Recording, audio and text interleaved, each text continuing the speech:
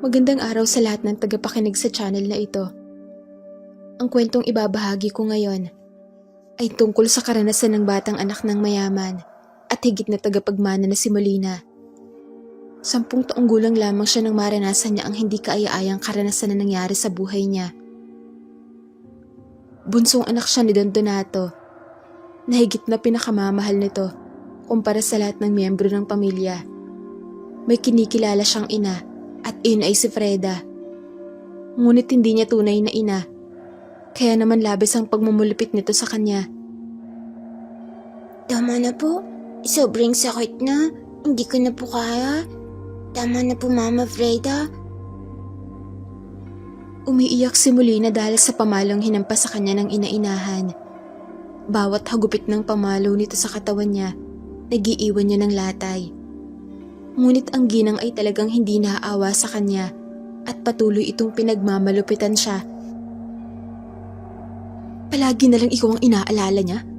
Anak ka lamang sa labas ng isang hampas lupa? Hindi ko alam kung bakit ikaw pinapaboran niya sa lahat, imbes na si Cassandra ang anak namin.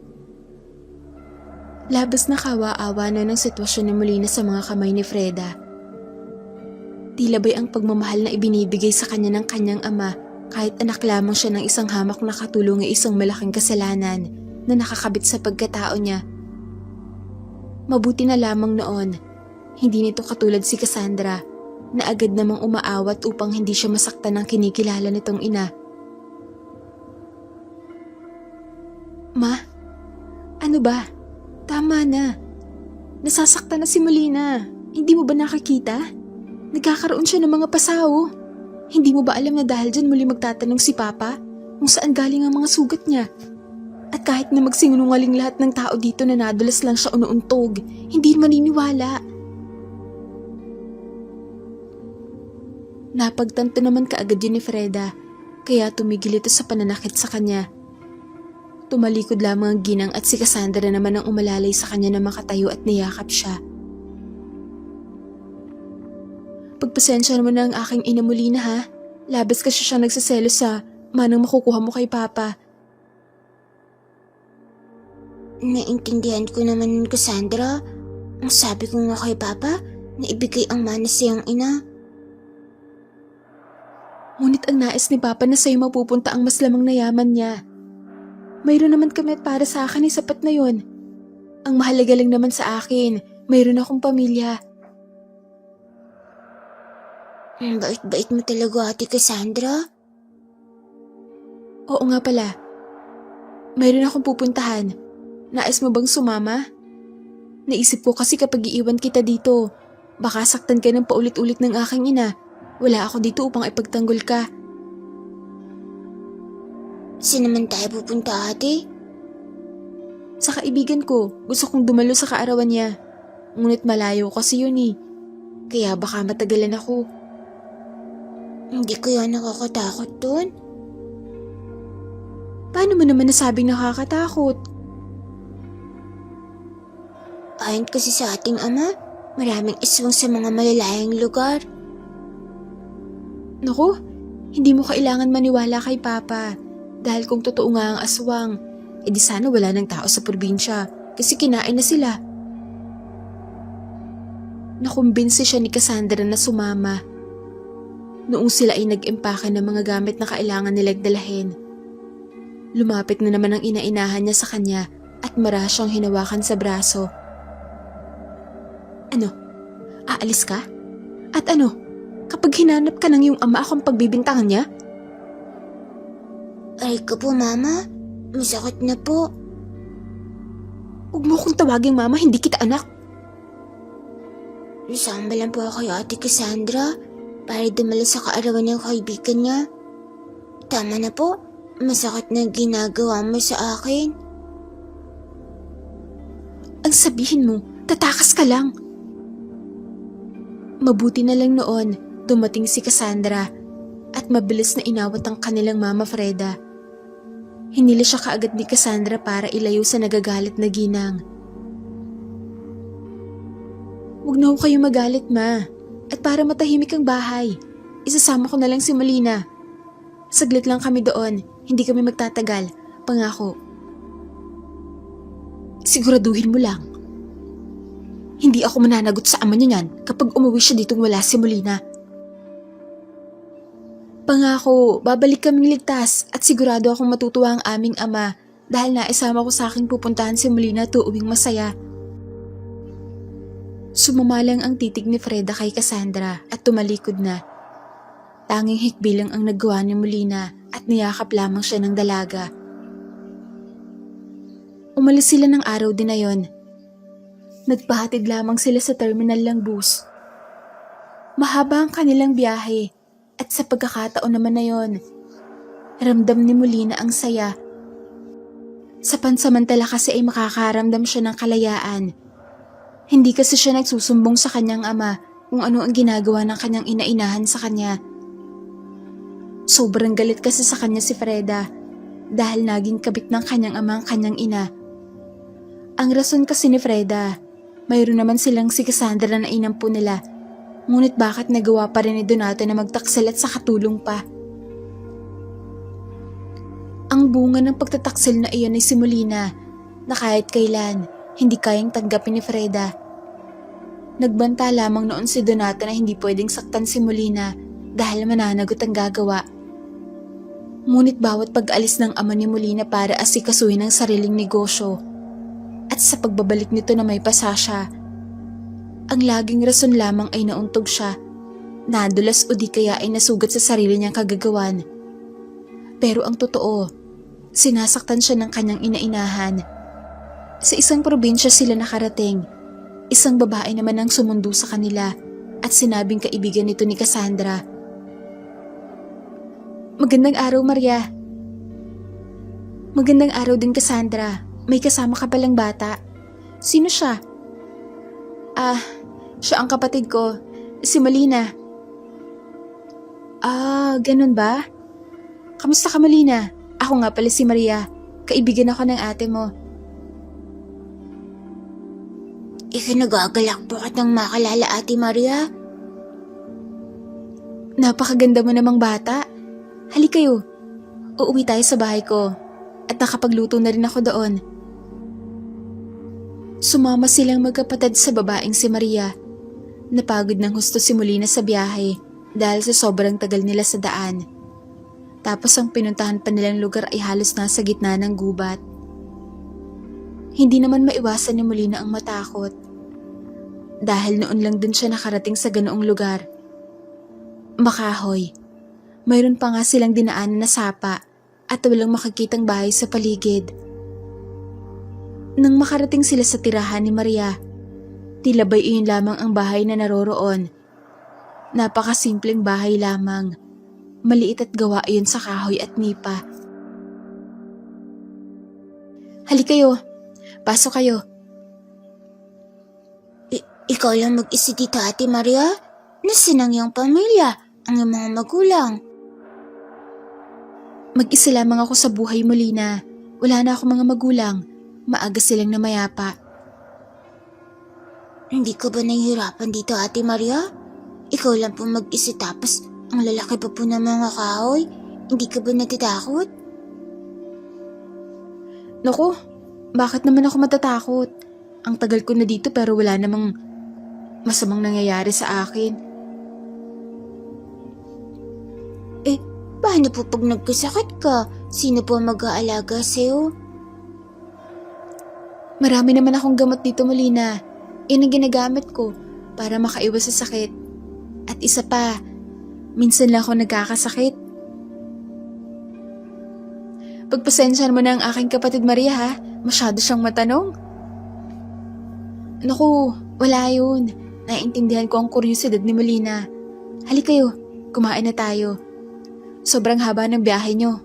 Siguradong gutom na gutom kayo ngayon.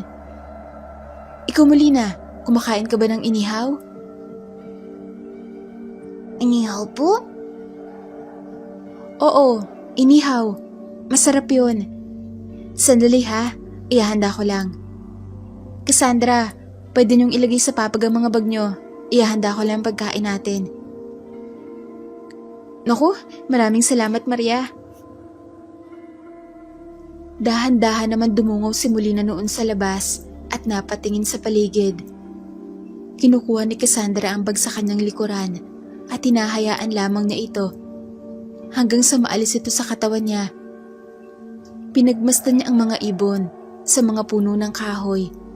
Sobrang taas din ang mga puno. At sa ibabaw pa nito napasigaw siya bigla dahil may nakita siyang ahas. Ate Cassandra, tingnan mo, may nakita akong ahas. Ha? Ahas? Nasaan? Tingnan mo si puno ng kahoy, ate. Kulay green, oh. Ang laki niya at nakakatakot. Oo nga no, sobrang laki. Naku, pumasok ka na dito muli na. Baka mahulog yan mamaya at sa'yo babagsak. Takot siyang pumasok ng bahay noon at sumiksik sa ate niya.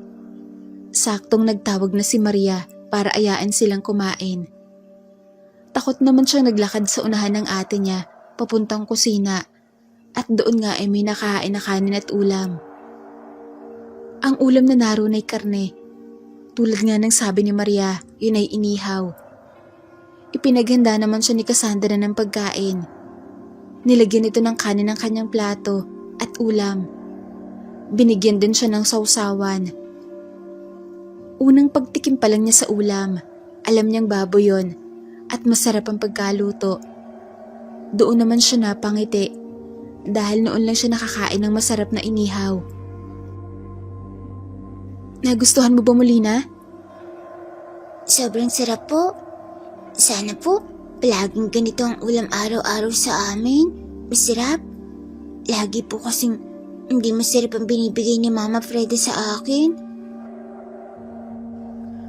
Naku, kapag naman palaging ganito, darating ang araw na magsasawa ka din. Hindi ba, Cassandra? Naku, tama ka dyan, Maria. Kahit gaano kasarap ang ulam, basta araw-araw. Wala nang iba. Talaga magsasawa ka sa kakaulam. Kaya ikaw muli na, hanggat nasasarapan ka, damihan mo ng kain.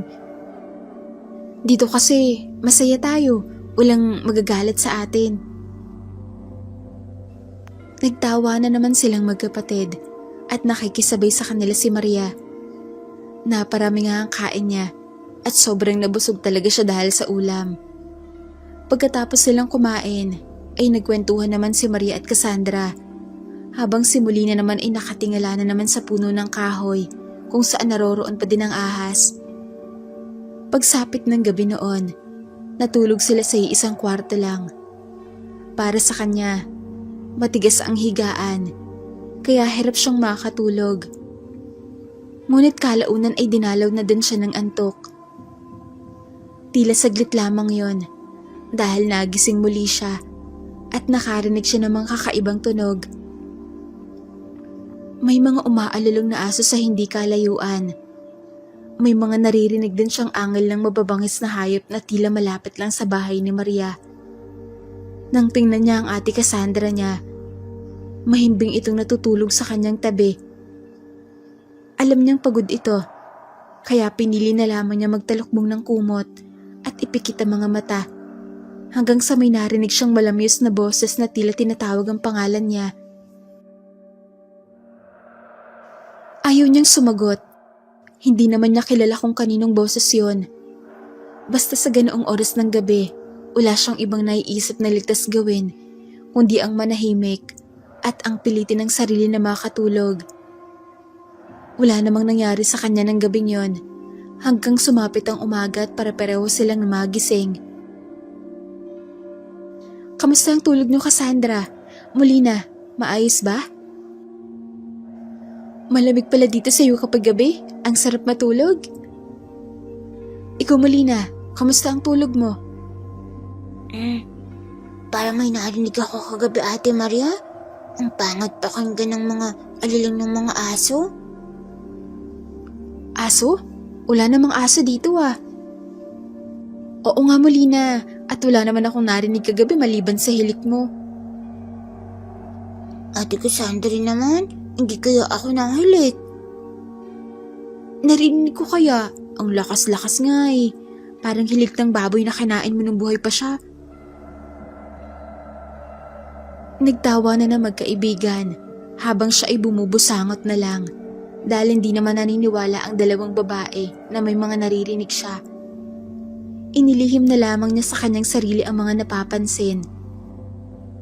Nahihiya din siyang kausapin ng kanyang ate Cassandra na umuwi na lang dahil inaalala niya na baka magalit ito sa kanya at pabayaan siya. Pagsapit naman ng 9:00 ng umaga ay pumunta sila ng sapa. Ay doon ay nanguha sila ng tila alimasag. Ngunit nabubuhay sa sapa at makukuha sa ilalim ng bato na inaalis ni Maria. Kitang-kita niya ang paraan ng paghuli ni Maria sa mga alimasag na yon at talagang buhay na buhay pa. Ang galing mo naman po, Ate Maria. Mabuti, hindi ka nila nakakagat.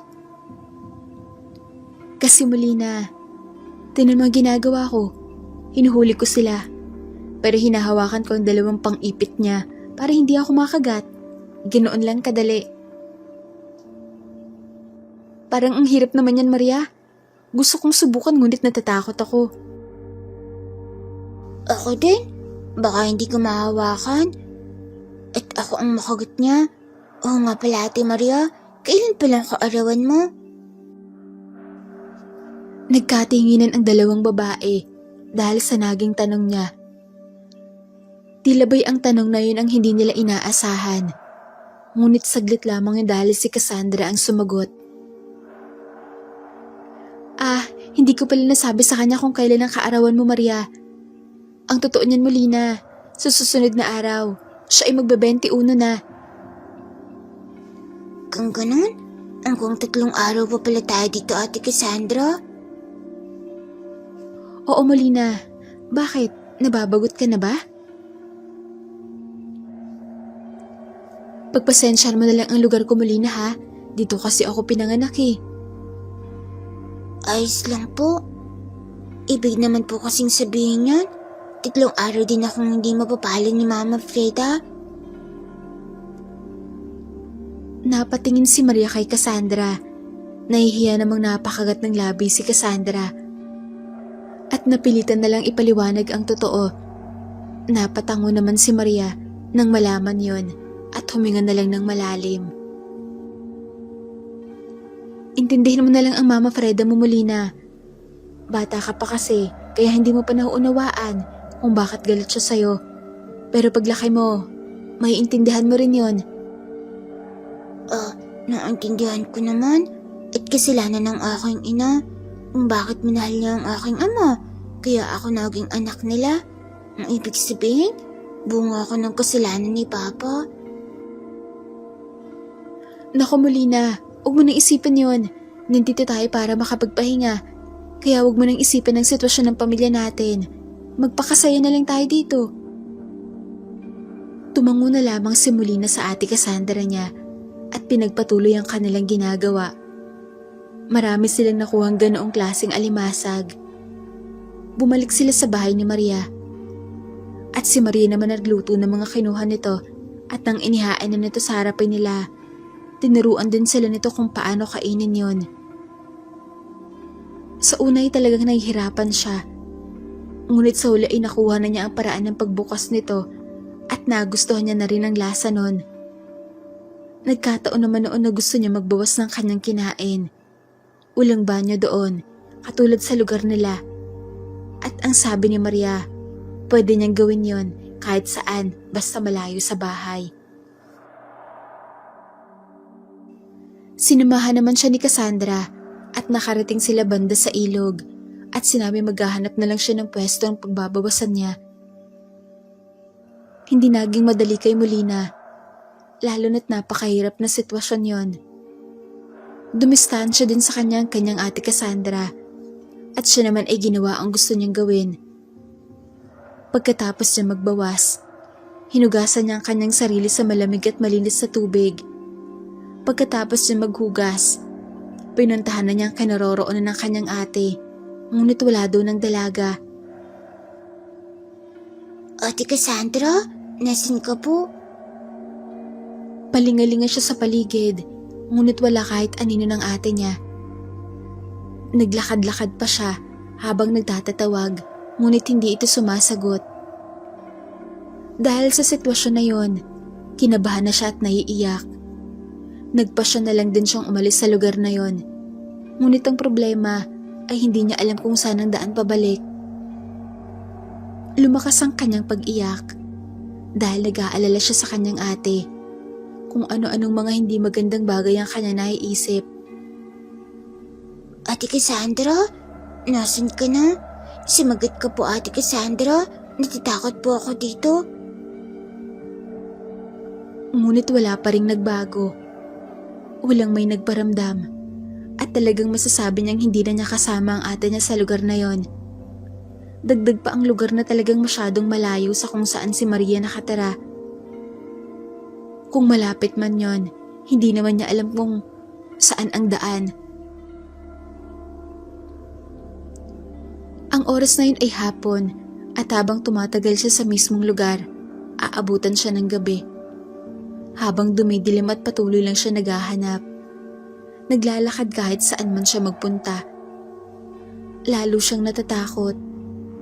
Nagsisimula na kasing tumunog ang mga insekto sa paligid, katulad na lamang ng mga palaka. Humahagulgol siyang naglalakad. Panay ang punas ng luha at napapakurot na lang sa kanyang kuko. Dagdag pa na lumalamig ang paligid at talagang nakakakalabot sa pakiramdam. Mas lalo siyang napasigaw dahil biglang may asong tumahol na tumakbo papunta sa kanya. Isang matinis na boses ang pinakawalan niya at natumba siya sa kinakakatayuan niya. Aso, lumayo ka sa akin. Huwag mo akong kagatin. Ate Cassandra, tulungan mo po ako.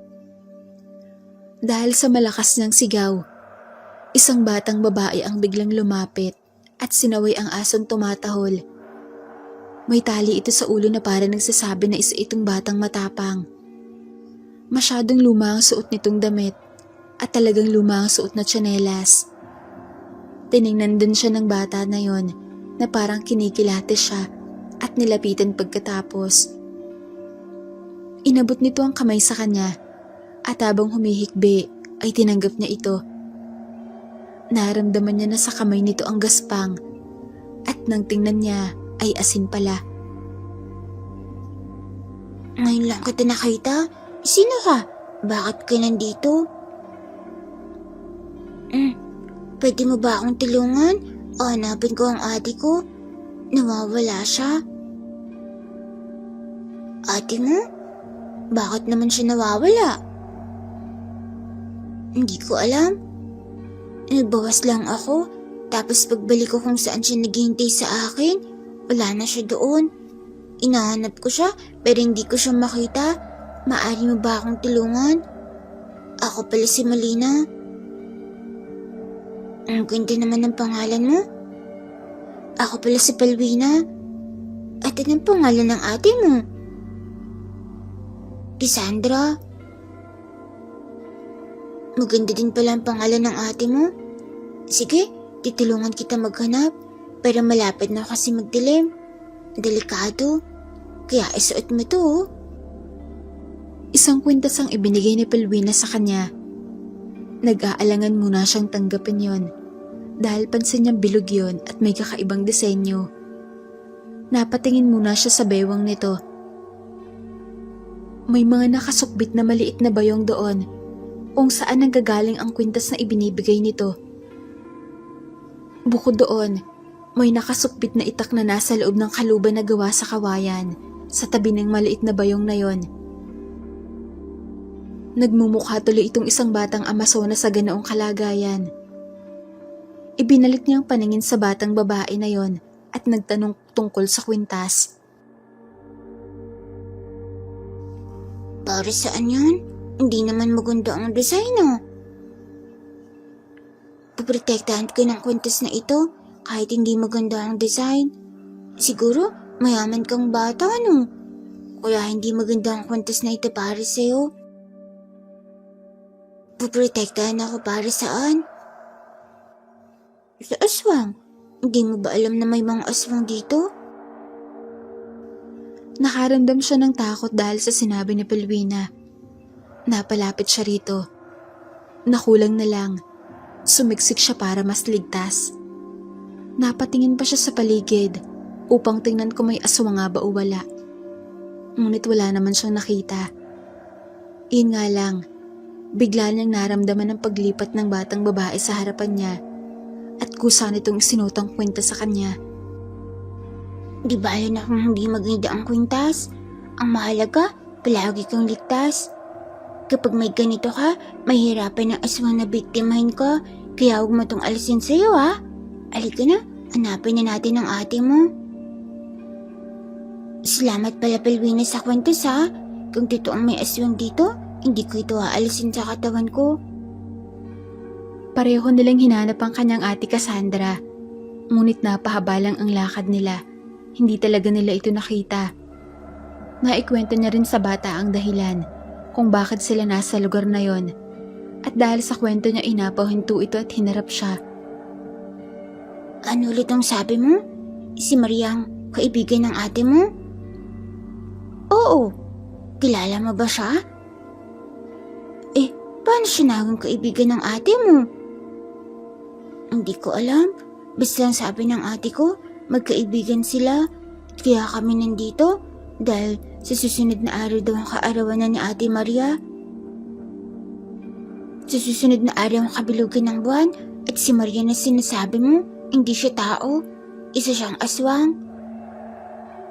Ha? Aswang si Ate Maria? Alika na. Sumama ka na lang sa akin dahil sa pagkakataon na to, hindi natin mahanap ang ate mo. Kailangan natin ng tulong ng iba. Saan tayo pupunta? Sa bahay namin. Uuwi tayo sa amin. Nagdadalawang isip naman si Molina. Unang-una kasi, hindi niya kilala kung anong klaseng bata ba si Pelwina. Pangalawa, ayaw niyang umalis kasi hindi pa niya nakikita ang ate niya. Ngunit sa kabila noon, kapag umalis si Pelwina at magpapaiwan siya, siya na lang mag-isa sa lugar na yon, lalo na't madilim na ang paligid. Kaya sa huli, ay nagpa siya siyang sumama sa batang yon. At habang naglalakad sila, may mga kaluskos na silang naririnig. Sinabayan pa ng mga alilong ng mga aso. Bumunot naman ng itak si Pelwina na tila ba'y may kalaban na paparating. Hindi na niya maiwasang humawak sa braso nito noon at tinayaan naman siya ng bata. Natatakot ako, Pelwina. Paano kung may aswang sa dadaanan natin? Huwag ka mag-alala, nandito ako. Oo nga pala, alam mo ba na ang aswang ay takot sa asin? Asin? Oo, asin. Ayaw nila sa asin. Kapag sila'y nasaan yung aswang, umuusok ang balat nila kapag natatamaan ng asin. Kaya nga ako, may dala palaging asin. Talaga? Kung ganun, pahingi ako ng asin, Pelwina. Ang sabi mo, may dala ka, hindi ba? O eto, kumuha ka sa bayong ko. Tapos kapag may aswang, sabuyan mo lang siya ng asin at tumakbo tayong dalawa. Kailangan huwag kang humiwalay sa akin, ha? Kumuha siya ng asin mula sa bayong nito at saka muli silang nagpatuloy sa paglalakad. Para mas masiguro na hindi siya makuha ang isang kamay nito na may hawak na asin at inakbay nito sa balikat niya at ang isa ay hawak lamang ang itak. Samantalang siya dalawang kamay niya ang may hawak na asin. Ramdam niya ang takot at sobrang pag-aalala para sa ate Cassandra niya. Naisip niya, nag-iisa lang ito, kung saan halimbawa si Maria ay isang aswang. Natatakot siya sa isipin na baka kakainin ng babaeng yun ang ate niya. Ngunit sa kabila noon, naisip niya rin na baka hindi dahil kaibigan niya ng ate Cassandra niya. Habang naglalakad naman noon, nangingibabaw naman ang tunog ng wakwak sa ibabaw na tila malapit lang sa kanila. Hinila naman siya ni Pelwina sa medyo madamong bahagi. Damong matataas na sapat lang upang matapalan ang kanilang katawan kahit sila ay nakatayo lang. Sa itaas ng bandang malayo, nakikita nila may lumilipad at sa takot niya, gusto na niyang umiyak pero tinakpan lang ni Pelwin ang kanyang bibig. Hinila naman siya ni Pelwina sa medyo madamong bahagi. Damong matataas na sapat lang upang matapalan ang kanilang katawan kahit sila ay nakatayo lang. Sa itaas sa bandang malayo, nakikita nilang may lumilipad. At sa takot niya ay gusto niyang umiyak. Pero tinakpan lang ni Pelwina ang kanyang bibig. Huwag kang maingay, Molina. Baka marinig na tayo. Tumangu-tango naman siya habang tumutulo ang mga luha niya. Pinigilan niya ang kanyang paghikbi. Hanggang sa naging ibabaw ang mga sigaw ng mga tao na tinatawag ang pangalan ni Pelwina. At ang lumilipad naman sa taas ay umalis na rin. Umalis na siya? Alika, silubungin natin ang mga tsuhin ko. Ha? Ang mga tsuhin mo sila? Oo, inahanap nila ako kasi hindi pa ako nakakauwi. Alo, paano kung mapagalitin ka? Magpapaliwanag naman ako at maniwala ka kapag sinabi natin sa kanila na nawawala ang ate mo. Tutulong sila sa'yo para hanapin siya. Lumabas sila sa kanilang pinagtataguan at nagpakita sa mga taong naghahanap sa kanila. Isang ginang ang agad na lumapit sa kanila at pinagalitan si Pelwina. Anong ginagawa mo dito sa lugar na itong bata ka? At sino itong kasama mo, ha? Nagulat pa si Molina noon at nasasaktan para kay Pelwina dahil kinarot ito ng ginang. Ngunit si Pelwina halatang nagtitiis lang at hindi umiyak. Bagkus ay sumagot lang sa tanong ng ina. Sinamahan ko si Molina na hanapin ang ate niya.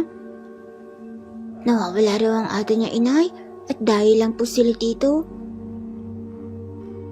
Ano? Nawawala ang ate niya?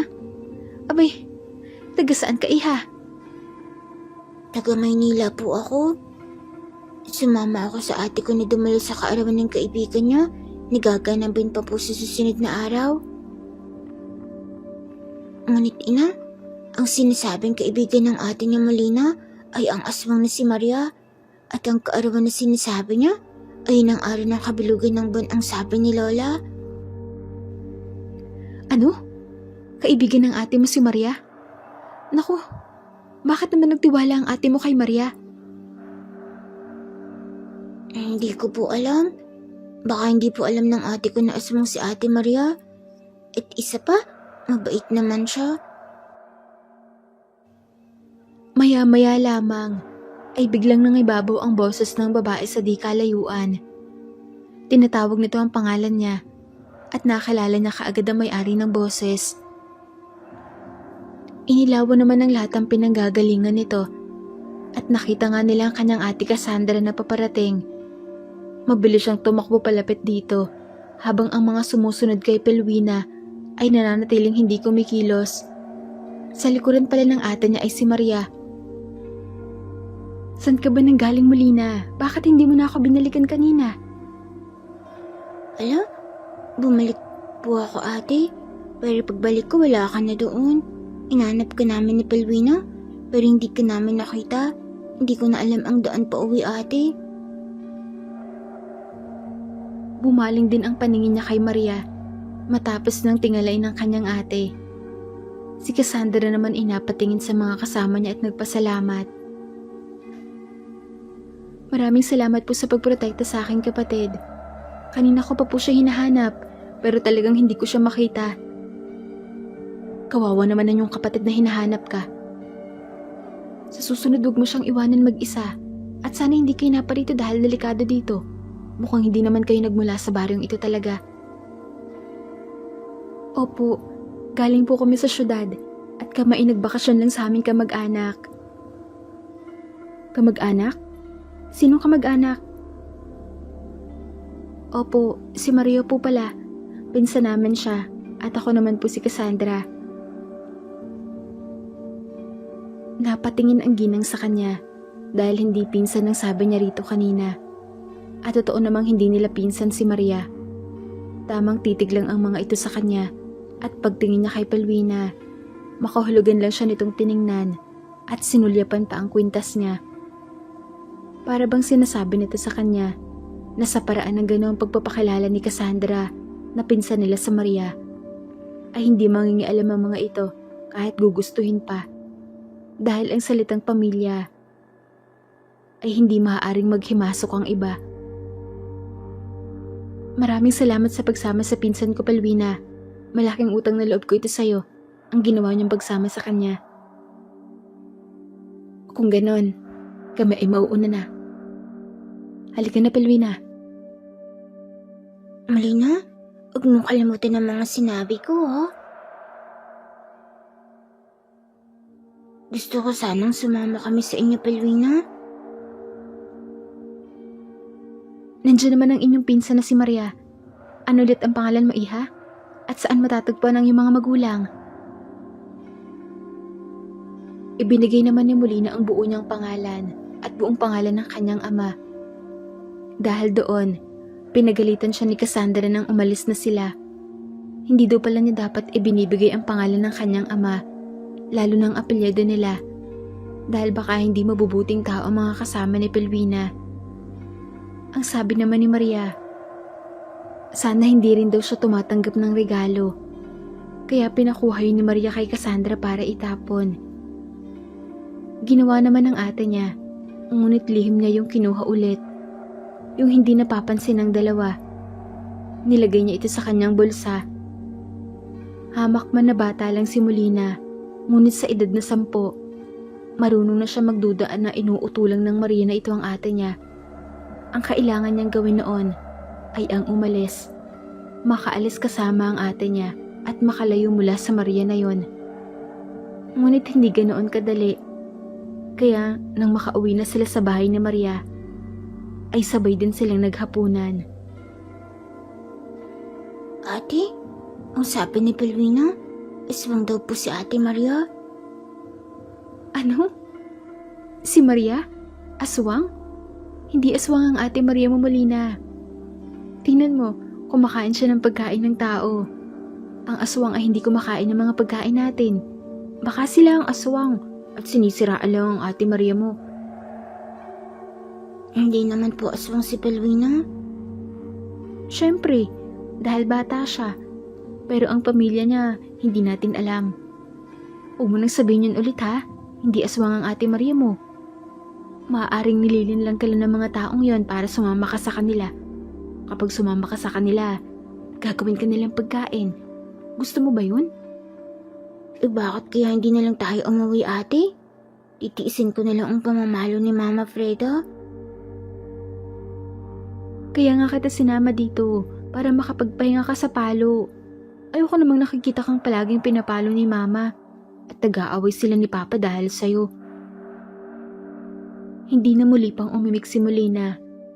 May punto naman kasi ang ate Cassandra niya at minabuti na lamang niyang matulog bago pa siya makarinig ng mga alulong muli. Mabuti na lang, tahimik ang gabi at paggising niya sa umaga ay may mainit na tubig na si Maria at pinagtimpla siya ng gatas. Nasa loob siya ng bahay at sa labas naman ng dalawang dalaga nag-uusap. Kumunot ang kanyang noo nang mapansin na parang nagtatalo ang dalawa, kaya minabuti niyang lumapit. Pero nagtatago lang siya sa may pintuan para hindi siya makita. Pinakinggan niya ng pag-uusap ng mga ito at nagulat siya sa kanyang narinig. Hindi ko siya mahawakan, Cassandra. Nasa kanya pa rin ang kwintas. Paano nasa kanya, Maria? Tinapon ko na yun, ah. Siguradong kinuha niya yun ulit. Paano kung nakakatunog na pala ang batang yun? Alam mong nakahanap na siya ng kakampi. Kailangan ko ang aking pagkain. Bukas pa naman ang kabilugan ng buwan. At bakit hindi mo unahin ang pamilyang yun? Kapag nawawala si Molina, magre-report sila kay Papa at malalaman ni Papa ang plano namin ni Mama. Nakalimutan mo ba? Kinuha nila ang buong pangalan ng aming ama. Eh bakit kasi dun mo siya sa ilog iniwan? Alam mong maraming dumadaang mga ngaso doon. Sawang-sawa na ako magpanggap na tao. Palagi ako nagsusuka sa mga kinakain kung hindi ko naman dapat kinakain. Hindi mo naman kasi sinabi sa akin na hindi yun ang lugar na dapat na pag-iwanan ko sa kanya. Ah basta, Gagawa ko ng paraan para maipalabas kung nawawala siya. Maghintay ka lang. Sisiguraduhin ko ang rason na kaya siya umalis kasi ayaw na niyang bumalik sa mansyon namin dahil palagi siyang sinasaktan ni Mama. Nang sa gayon magagalit si Papa kay Mama at sa akin na mapupunta ang mana. Madali na lang bumili ng tao para dalhin dito sa'yo kapag nasa akin ang lahat ng pera ng aming pamilya. Dahil sa narinig, umalis si Molina sa pintuan at doon niya napagtanto na tama si Pelwina. Aswang si Maria at ang ate Cassandra niya ay hindi niya kakampi kundi pinakamapanganib na kaaway. Gusto niyang umiyak ngunit pinilit niyang pigilan ang kanyang mga luha. Kinuha niya ang kanyang bag at sa kusina siya dumaan para makatakas. Abala pa sa pag-uusap ang dalawa kaya sinamantala niya ang pagkakataon na makalayo sa mga ito. Ngunit nakatunog yata si Cassandra at biglang nagtawag ito sa pangalan niya sa maamong paraan. Pangalawa ay mahinahon pa rin na hinahanap lang siya bilang kapatid. Ganon din ang boses ni Maria na maayos pa sa pandinig. Ngunit sa huli, nagsusumigaw na si Cassandra. Cassandra, mukhang narinig niya ang pinag-uusapan natin.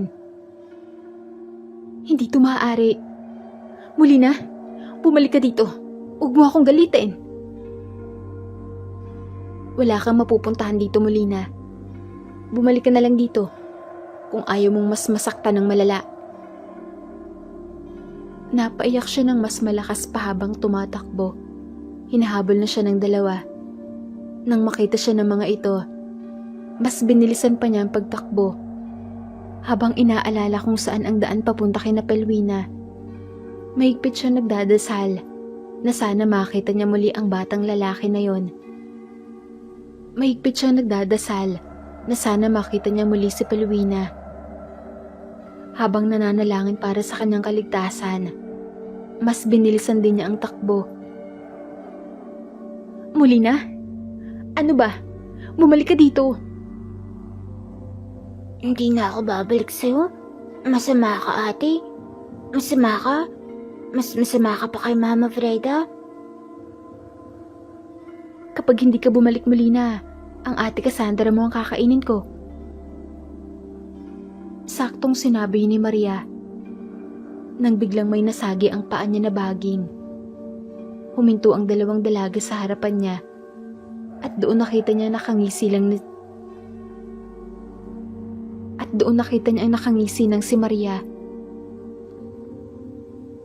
Ayaw mo palang makain ng ate mo. Mabait na bata. Handa isakripisyo ang sarili para sa kanyang ate. Hindi ako magpapakain sa'yo. Kainin mo siya kung gusto mo. Masama siyang ate. Isa siyang mapagpanggap. Trader siya. Isang malakas na sipa ang kanyang natamo mula kay Cassandra. Tumama ito sa kanyang punong tenga. Kaya umalingaw-ngaw sa pandinig niyang matinis na tunog. Halos nahilo siya sa ginawa nito at talagang dumoble ang paningin niya sa paligid. Wala kang galang? Mas matanda pa rin ako sa'yo. Ako ang unang anak ni Papa. Pero hindi ka marunong rumispeto. Dapat lang sa'yo yan. Dapat lang sa'yo na ialay kay Maria. Nagtiwala ako sa'yo, ate. Hindi ko alam na masama ka pala talagang tao. Niloko mo ako. Kaya pala pinapakilala ng pinsan natin si Ate Maria kana Pelwina. Para pala hindi na sila makakapang-alam sa masama niyang balak sa akin. Siyempre naman, Molina, hindi pwedeng may ibang taong mangingialam sa mga plano namin. Ikaw ay para lang sa hapagkainan ko. At wala kang karapatang mabuhay dahil pagulo ka lang sa pamilya namin, Molina. Anak ka lang ng katulong at hindi ka dapat binibigyan ng halaga. Halika na, huwag ka nang tumakas pa. Nilapitan siya ni Cassandra at maras na hinawakan sa braso. Sa palitan nitong hinubad ang kwintas na suot niya at tinapon sa malayo. Dahil doon, sa pagpupumiglas niya, nahawakan siya ni Maria. Dahil wala na sa katawan niya ang kwintas, kaya hirap na siyang makawala pa. Sigaw siya ng tulong habang umiiyak at patuloy lang na pumapalag. Natanggal ang tsinelas niya sa kanyang mga paa at kahit ang bag na nasa likuran niya ay parang mapipigtas pa. Nilapitan siya ni Cassandra at marahas na hinawakan sa braso. Sa isip ni Molina, hindi pwedeng mamatay siya sa ganoong paraan. Masyado pa siyang bata at marami siyang pangarap sa buhay. Isa na doon ang kalayaan. Hindi pwedeng mamatay siyang hindi nakakamtan. At isa pa, matagal na niyang iniinda ang hirap ng buhay kahit na tinatawag siyang tagapagmana. Ngunit sa ganoong sitwasyon, may pag-asa pa kaya makawala siya? Sa tanong na yon, lumilipad na bato ang nagsilbing sagot sa nakuha niya. Ibig sabihin may pag-asa dahil tumama ang bato na yon sa ulo ni Maria at nabitawan siya nito. Dahil si Cassandra lang ang may hawak sa kanya, kinagat niya ang kamay nito at nabitiwan siya nito at napasigaw ng malakas. Molina? Takbo! Laking gulat na nang lumabas si Pelwina sa may damuhan. At sandaling gulat lamang yon dahil mas pinagtuunan niya ng pansin ng pagtakas. Tumakbo siya at dinampot naman ni Pelwina ang kwintas matapos nitong tiradorin ulit ang dalawang babae. Inabot ni Pelwina ang kamay niya at bago pa makabawi ang dalawang babae ay mabilis na silang tumakbo. Sigaw siya ng sigaw sa takot pero lubos na nagpapasalamat kasi dumating si Pelwina. Ngunit umalingaw-ngaw naman ang galit na boses ni Cassandra na tinatawag ang pangalan niya. Hinahabol sila ulit ng dalawang babae at katulad nila, binibilisan din ng mga ito ang pagtakbo. Hindi naman binibitawan ni Pelwina ang kamay niya at siya naman hindi alintana ang sakit sa mga paa niya dahil sa mga tinik na naaapakan niya. Wala kasi siyang sapin sa paa. Paano kung maging uswang si Ate Maria? Anong gagawin natin? Umaga ngayon, Molina. Hindi siya makakapagbalik kayo. Basta bilisan wala ang pagtakbo. Nakarating sila sa may ilog at doon ay patalon-talon sila sa mga bato. Napalublob din sila sa tubig nang kailangan nilang lumangoy at muling tumakbo ng mabilis pagkaahon nila.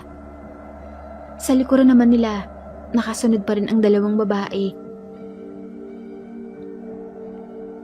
Ibalik mo si Molina, bata, kung ayaw mong masaktan.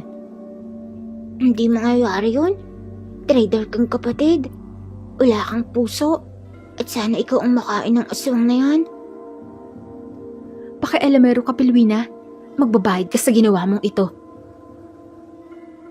Hindi ako papayag na saktan mo siya, Maria.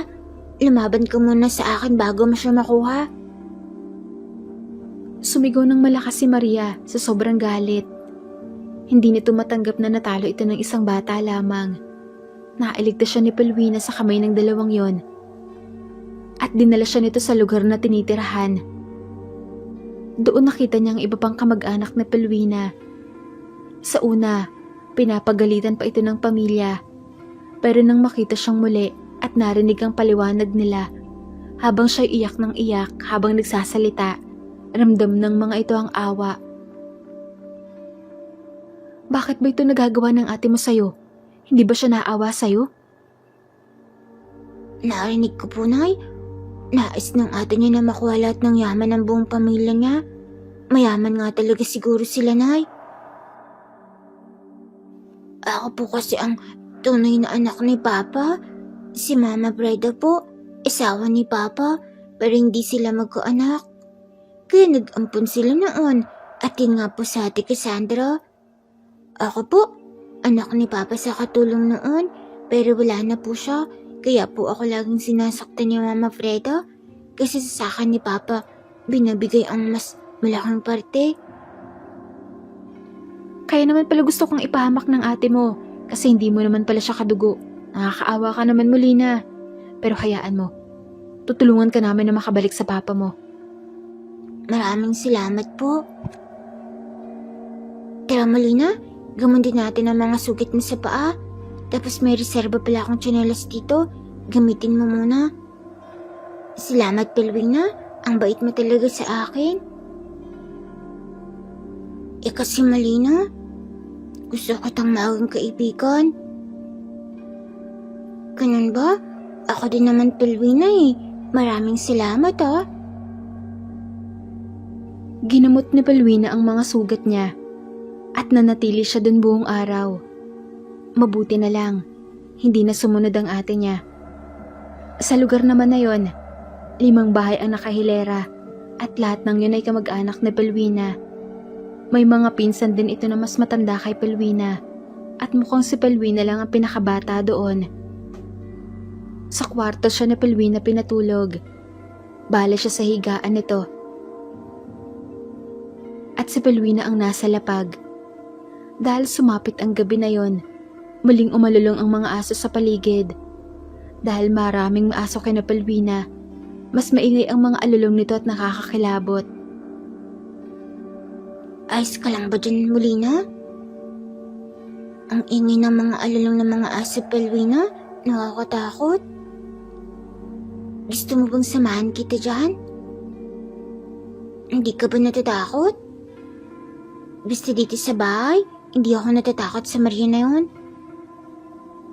Lagi ba siyang umaatake dito, Pelwina? Nang mga maliliit pa kami? Oo, pero dahil nasasaktan lang siyang sumugo dito, hindi na siya nanggulo pa. Ngayon lang ulit, dahil gusto ko nang mabawi. Dahil bata, wala silang alam sa kung ano ang kanilang mga pinagsasasabi. Lalo na si Molina na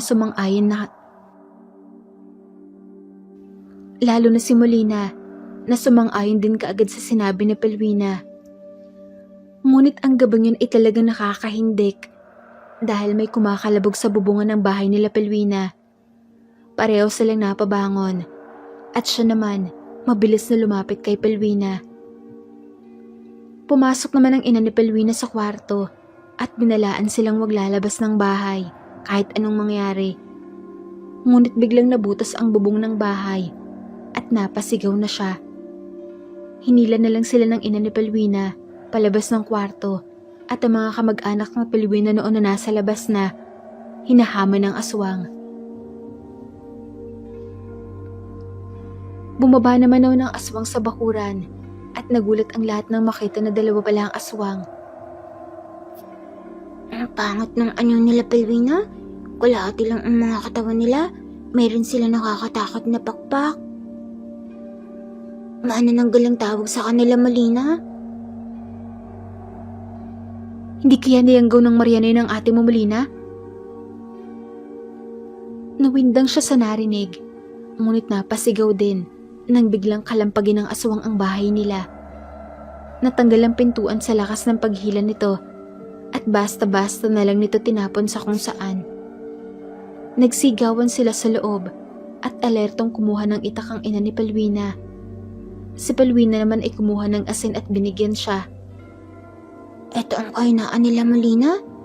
Tindaan mo, kapag lumapit ang aswang sa'yo, agisan mo kaagad ng asin. Sige, Pelwina, gagawin kong sinabi mo. Tandaan mo, Molina, ha? Ang dawag ay talo, kaya lalaban tayo para hindi ka nila makuha. Sige, lalaban ako. Gusto kong mabuhay. Pumunta sila sa likuran ng ina ni Pelwina, pero pareho sila naghahanda.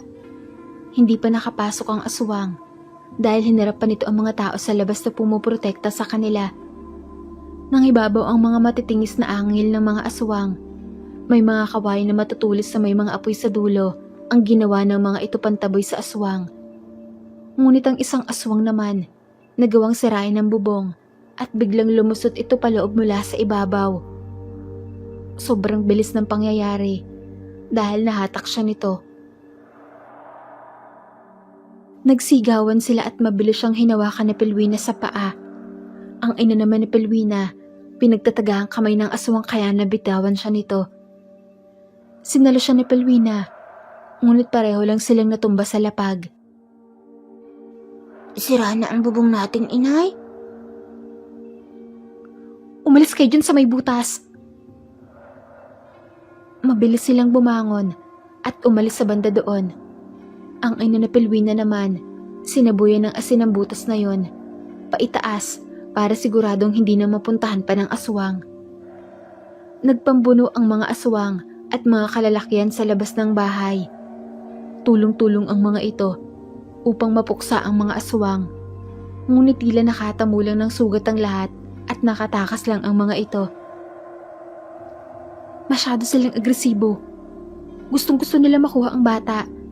Kailangan talagang manatili ni Molina muna sa iyong lola Pelwina. Halika, dalhin natin siya doon. Ikaw Molina, may sugat ka ba? Mahapdi po ang braso ko, Aling Bebang. May sugat ka nga sa braso. Likayin ang kuko ng aswang. Masyadong mahapdi yan. Halika, magpapagawa tayo ng matibay na proteksyon sa aswang. Nagawa ka niyang hawakan sa proteksyon na ibinigay sa'yo ni Pelwina. Opo, Aling Bebang. Natatakot pa rin po ako. Gusto ko na po talagang umuwi. Hayaan mo. Bukas mismo gagawa tayo ng paraan para matawagan ng papa mo. Dinala siya nito sa pinakadulo ng bahay. Mas luma, pero mas malaki. At ang isang matanda raw nang kumausap sa kanila. Ina, kailangan ng batang ito ang tulong mo. Ipinaan siya ng kanyang kapatid kay Maria at nailigtas lamang siya ni Pelwina. Kaya pala siya nandito. Abay, nakakaawang bata. Lola, maaari mo po ba siyang bigyan ng talagang matibay na proteksyon? Ayoko kasi siyang makuha ng mga aswang, Lola. Kasi, kaibigan ko na po siya. Ineng, halika dito. Bibigyan kita ng kwintas na may mas matibay na proteksyon. Binasbasan ito ng aking mga gabay na hindi nakikita. At ito'y makakatulong sa'yo para hindi ka na magawang hawakan ni Maria. Isang kwintas na gawa sa pilak ang ibinigay sa kanya. Isinuot niya yun kasama pa rin ang kwintas na ibinigay ni Pelwina. Kinabukasan, umaga pa lang, umalis sa mga kalalakihan upang sugurin ang bahay ni Maria. Pagkalipas ng isang oras, bumalik ang mga ito. Dala ang balitang natagpo ang patay si Maria, ngunit wala daw ng ate niya. Ang ginawa na lamang ng pamilya ni Pelwina sa kanya ay tinulungan siya makapunta ng bayan at makikitawag upang makausap ang kanyang ama. Mabuti na lang at sumagot kaagad ito sa kabilang linya. Sinabi niya sa kanyang ama ang totoong nangyari sa kanya noong araw din na yon. Bumiyahe ang kanyang ama papunta sa lugar na kinaroroonan niya. Kinabukasan pa ito nakarating at isang mahigpit na yakap ang isinalubong nito sa kanya. Nasaan ang ate Cassandra mo? Hindi ko po alam. Si Maria lang ang natagpo ang patay at mukhang pati po siya ay naging aswang na rin. Diyos ko, anak ko, patawarin mo sana ang papa. Hindi ko alam na ganito palang sinapit mo kay Cassandra. Ang sabi po kasi niya, lalayo niya muna po ako kay Mama Freda. Pansamantala, para makapagpahinga po ako sa pagmamalupit ni Mama Freda. Pumayag po ako kasi nahihirapan na po akong tiisin ang pamamalo niya. Ano? Pinapalo ka ni Freda? Hindi po totoong nauuntog ako o nadudili sa bahay. Ang totoo po niyan, inuuntog na sa sahig at sinisipa po ako. Masakit po ang katawan ko palagi sa mansyon, Papa. Ulang hiyang Freda na yun.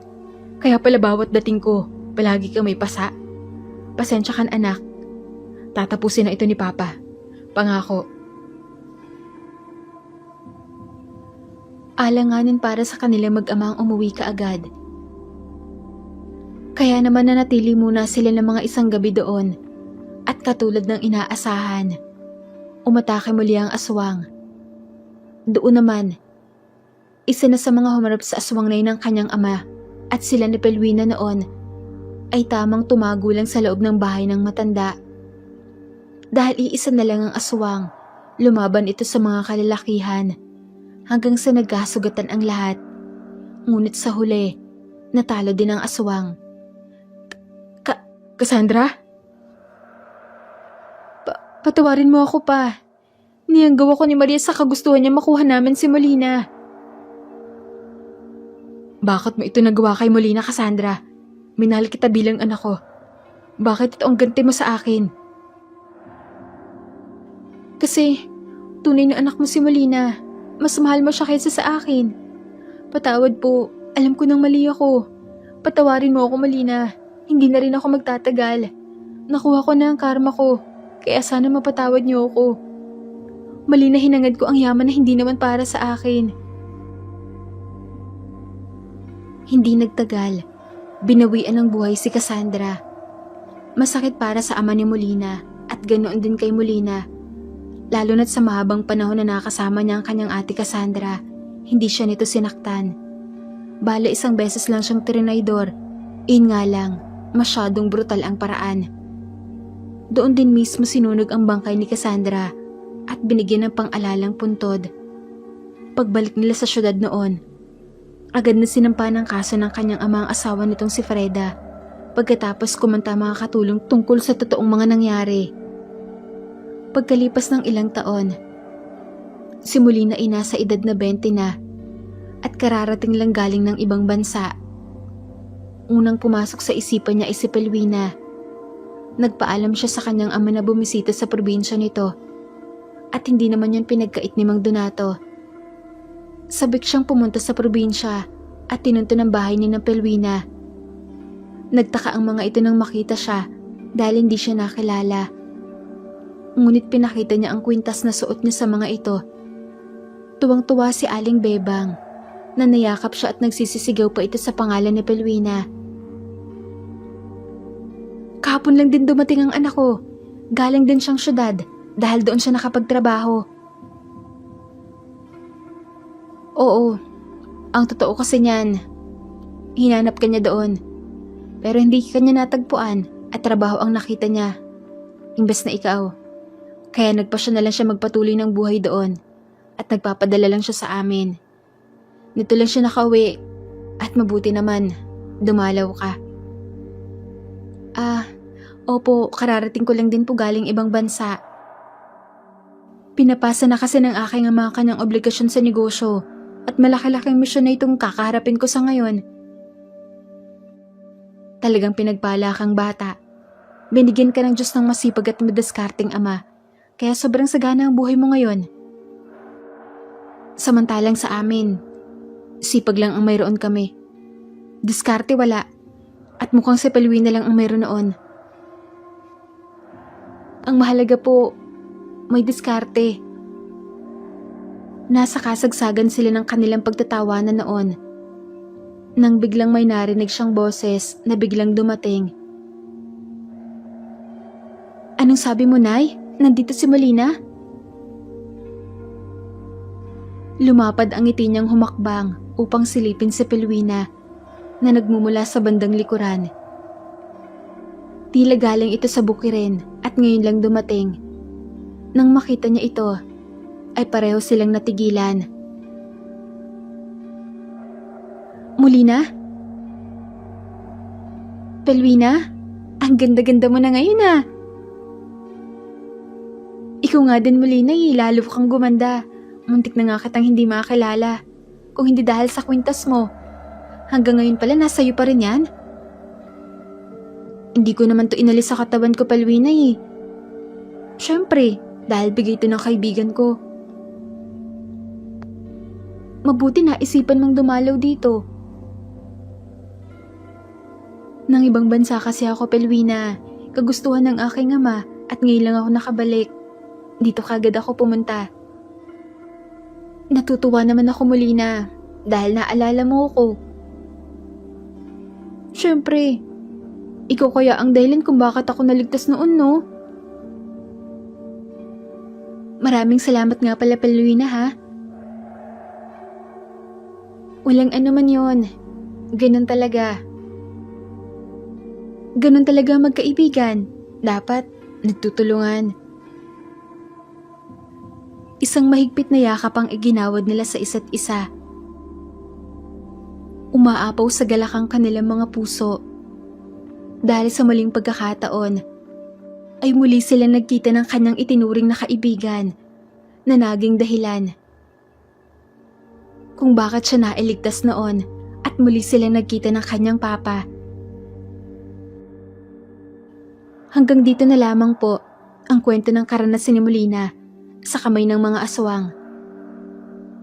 Maraming salamat po sa lahat ng mga nakinig at muli ay magandang araw po sa lahat.